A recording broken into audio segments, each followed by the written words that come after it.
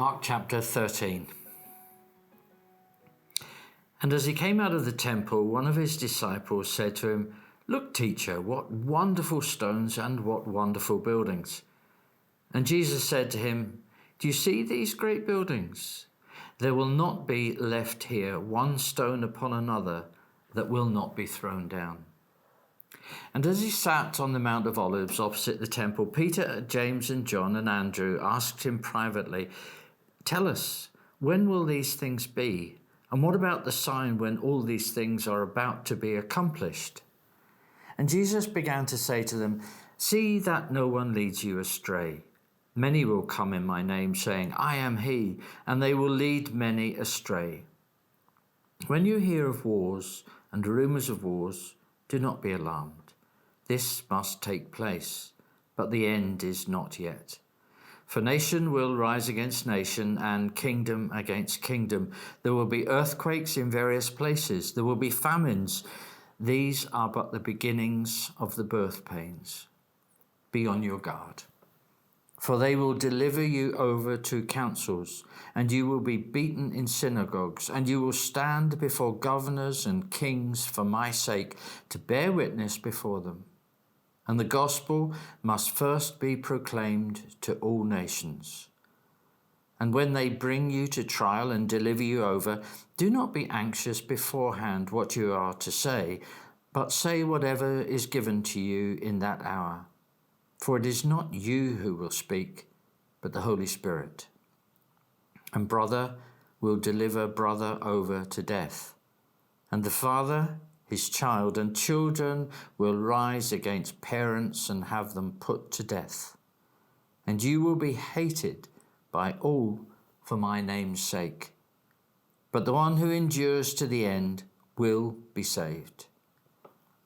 When you see the abomination of desolation standing where he ought not to be, let the reader understand. Then let those who are in Judea flee to the mountains. Let the one who is on the housetop not go down, nor enter his house to take anything out.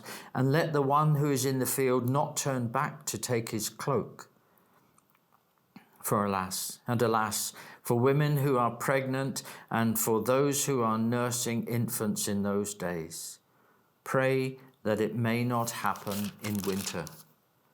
For in those days there will be such tribulation as has not been seen from the beginning of creation that God created until now and never will be. And if the Lord had not cut short the days, no human being would be saved.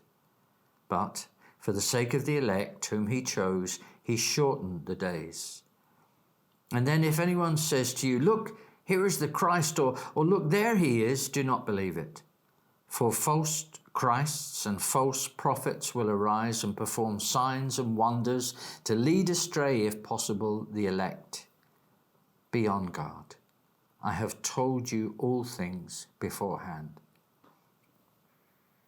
But in those days, after that tribulation, the sun will be darkened, and the moon will not give its light, and the stars will be falling from heaven, and the powers in the heavens will be shaken.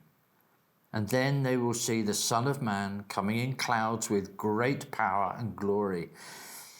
And then he will send out the angels and gather his elect from the four winds, from the ends of the earth to the ends of heaven. From the fig tree, learn its lesson. As soon as its branches become tender and puts out its leaves, you will know that summer is near. So also, when you see these things taking place, you know that it is near at the very gates. Truly, I say to you, this generation will not pass away until all these things take place. Heaven and earth will pass away, but my words will not pass away. But concerning that day or that hour, no one knows, not even the angels in heaven, nor the Son, but only the Father. Be on guard. Keep awake, for you do not know when the time will come.